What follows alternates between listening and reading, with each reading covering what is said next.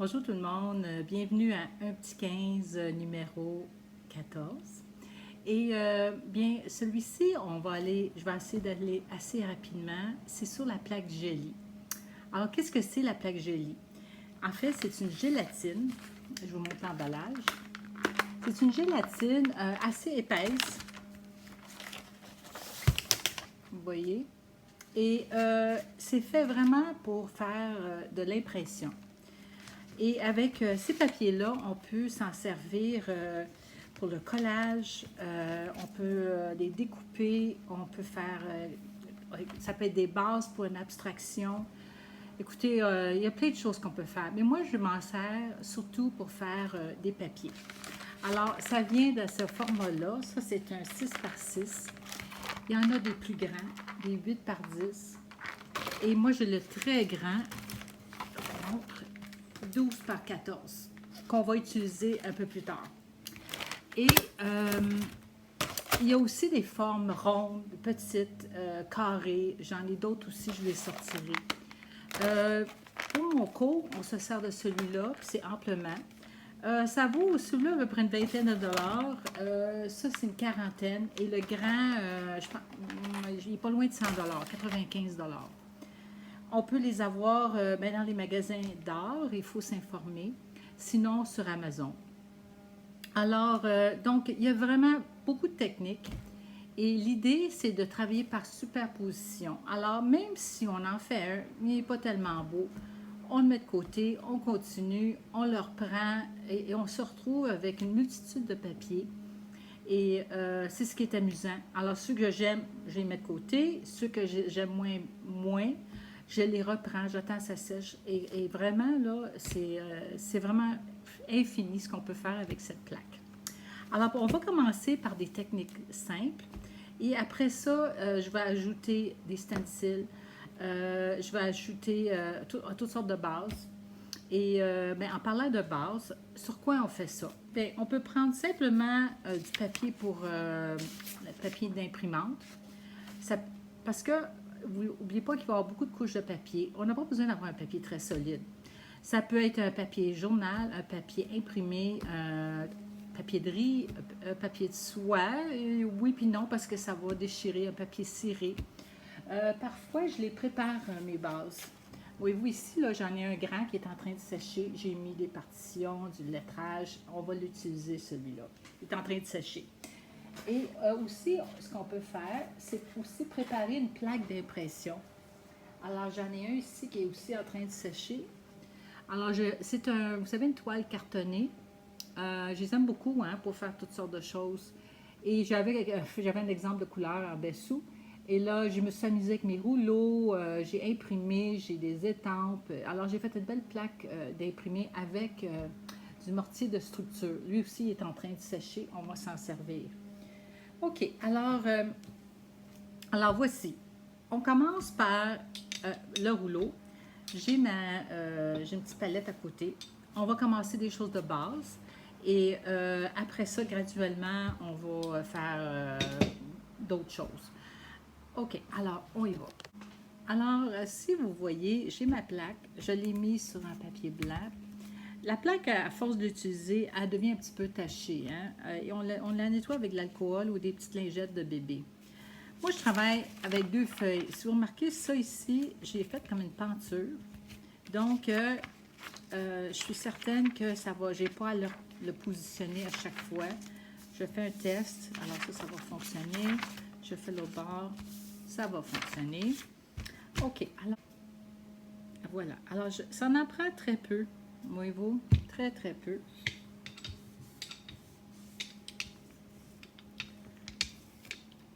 Alors, je viens de l'étendre. Il faut regarder aussi notre peinture. Si elle est opaque, celle-là, elle semble assez transparente. Fait qu'on va commencer par la méthode de soustraction. Alors, simplement, je prends un outil, je viens dessiner. Alors, je viens enlever, faire des lignes. Je peux m'amuser avec toutes sortes de petites pointes. OK, puis là, c'est le temps de sortir toutes vos spatules qui ont des dents. Et je ne sais pas pourquoi j'ai sorti tout ça, là. Regardez la panoplie que j'ai. Alors, je vais venir avec mes petites spatules là-dedans. Je vais changer. On va prendre une plus grande. Alors, il faut travailler assez rapidement. C'est pour ça que des fois, mettre un petit peu une petite goutte de retardateur. Alors, je m'en viens faire ma première couche. Le premier, souvent, vous allez voir. C'est mon premier. OK. Et rapidement, je peux revenir en faire un autre. C'est sûr qu'il est moins prononcé. Mais parfois, dépendant de ce qu'on a, souvent, le deuxième, il peut être aussi intéressant. Et on n'a pas à nettoyer. On continue. Alors, voyez-vous, j'ai juste une couleur. Je ne veux pas juste une couleur. Une petite goutte.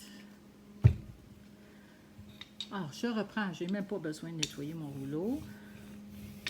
Alors, ça va venir chercher tout ce qu'il y a sur ma plaque. C'est ça qui est intéressant. Donc, c'est pas perdu. Alors, voyez-vous, j'ai toutes sortes de couleurs maintenant. Cette fois-ci, je vais prendre un stencil. Ouf, on va en mettre un là. Et puis, je vais en mettre un là comme ça. Alors, en faisant ça, on vient un petit peu bloquer des endroits. OK. Alors, on est... Oups, là, je l'ai mis un petit peu dans la peinture. On va tasser un petit peu. OK, on y va.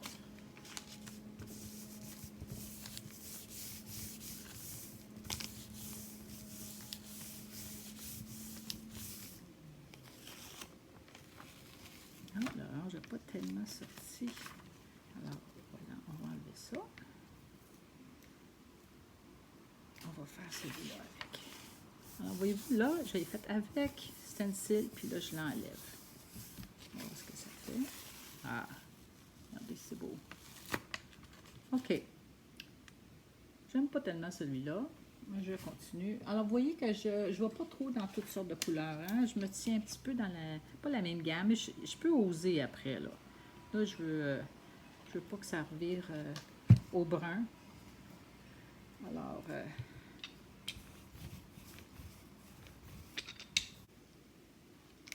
on va le mettre en plein milieu.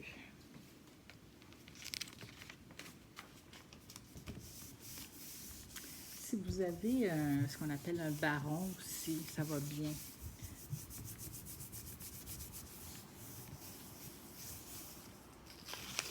Ah, voilà, oui.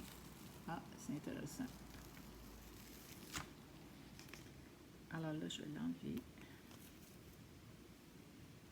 Je vais mettre celui-là.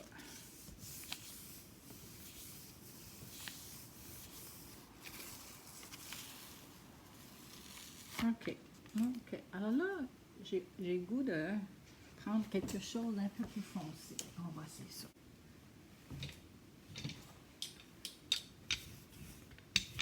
Alors, dépendant aussi de notre rouleau, hein, vous voyez que je pourrais simplement imprimer. On va prendre celui-là. On est dans la découverte puis dans la surprise.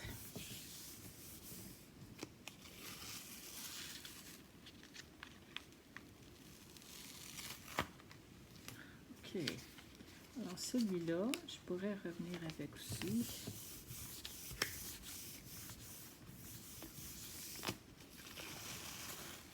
Ça m'a fait quelques petites taches bleues. OK. Donc, celui-là, je l'aime mieux. Je vais vous le montrer mieux. Je vois que sur mon écran, vous ne le voyez pas tellement bien. Là, je vais vous le montrer après. Alors, je mets une petite goutte.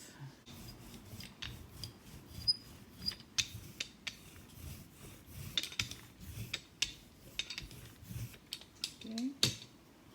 Je mets un autre stencil. Je vais mettre en bas celui-là.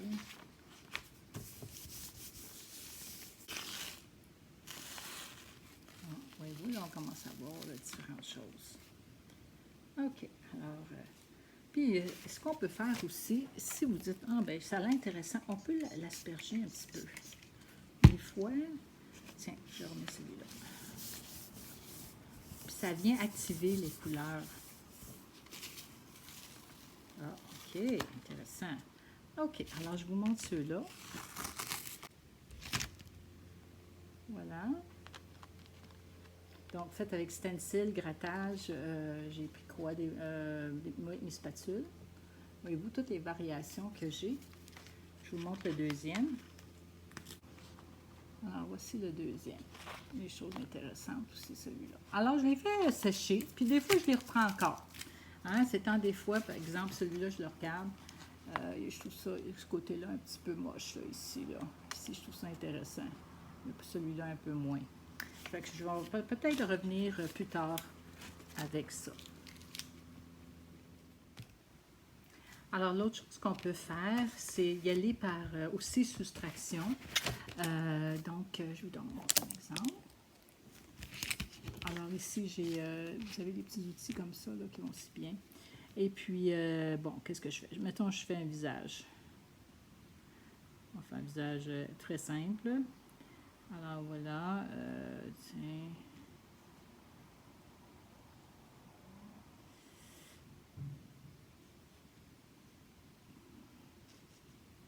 Voilà, on enlève. Donc, on enlève. Hein? Puis, bien, ça devient un monotype, hein? Parce qu'on peut juste faire une image avec ça. Contrairement aux autres, qu'on travaille par addition, je veux dire, ce que je veux dire, c'est qu'on en met. Je peux même ajouter, hein? Si, mettons, je dis, ah, ben j'aurais le goût, moi, j'aurais le goût que mon fond ait un petit peu de. Tiens, on va faire des spirales. Mais je pourrais aussi venir avec un pinceau ajouter de la couleur aussi, un peu comme on ferait une petite toile. Bon, ça devient un monotype. Alors, vous voyez comment ça vient chercher tous les détails. Hein, voyez-vous? Vraiment tous les détails là, de mes petits coups de crayon. Là. Alors, ça, c'est l'autre façon. Donc là, j'ai mis ma couleur, je l'ai enlevée. Je pourrais aussi faire comme une peinture, mais dans ce temps-là, mettez un petit peu de retardateur si vous voulez vraiment prendre votre temps là, pour faire quelque chose. OK. Alors, la prochaine étape, ça va être... alors, on peut prendre aussi des cure-dents, des cure-oreilles, brosse à dents, un peigne. Alors maintenant, ce que je vais faire, c'est que j'ai toutes sortes de petits papiers que j'ai découpés. Alors, je vous les montre. Vraiment déchirés à la main. Des bandelettes, comme ça. Et des personnages, comme ça. J'ai des feuilles. Je suis allée dans mon terrain que j'avais mis dans un dictionnaire. Puis de la ficelle. OK? Alors là, je vous montre comment mettre ça sur votre travail. En fait, ce que ça fait, c'est que ça vient masquer. C'est comme si on conservait une partie de notre travail. Donc, on continue, on enlève ça et on va voir apparaître ces formes-là. Alors, je vous les montre toutes en même temps. Je ne veux pas expliquer à chaque fois parce que ça va être trop long. Et probablement que ça va être une version plus rapide. C'est juste pour vous donner les effets. Je vais vous montrer les effets que ça donne. Le fait de masquer des endroits, vous allez voir, c'est très intéressant. Alors, on y va.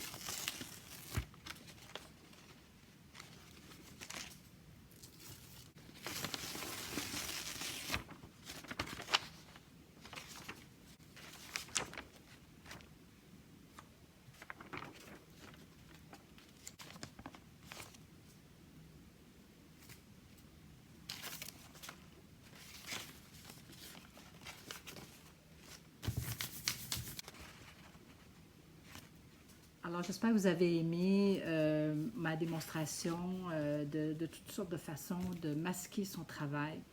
Mais amusez-vous à déchirer des papiers, hein? C'est vraiment la façon que je fais le plus souvent. Maintenant, on va prendre ma belle grande plaque de 12 par 14. Et maintenant, je vais m'amuser à... J'ai sorti mes étampes. Je vais faire toutes sortes de choses et je vais faire de la même façon. Je n'explique pas à chaque fois. C'est vraiment plus une démonstration. Alors, on attaque ça.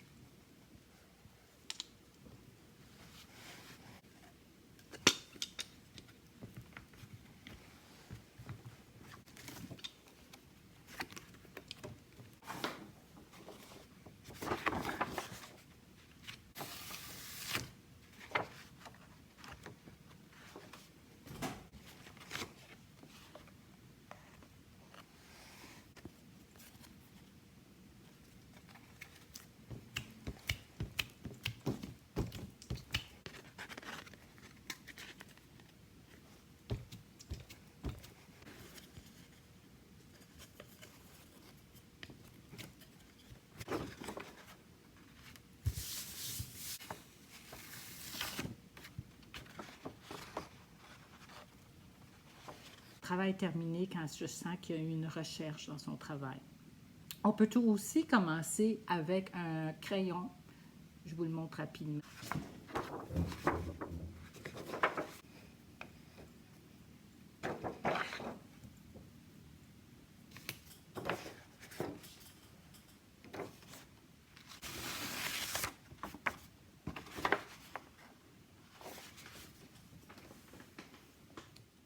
Bon, alors j'espère que ça vous a donné beaucoup d'idées.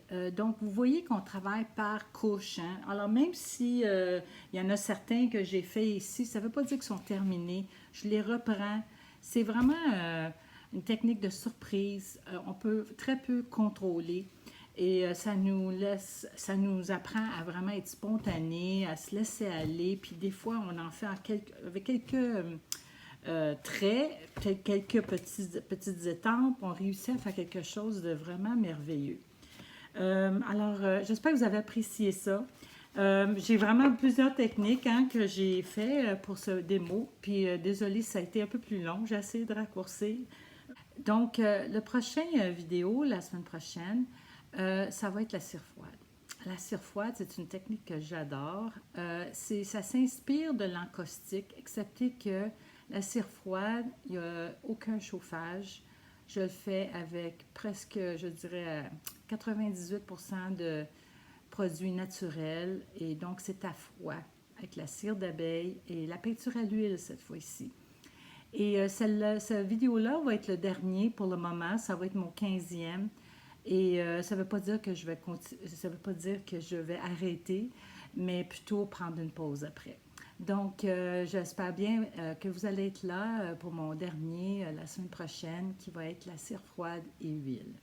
Alors, bonne semaine, protégez-vous et restez surtout créatifs et créatives. Au revoir.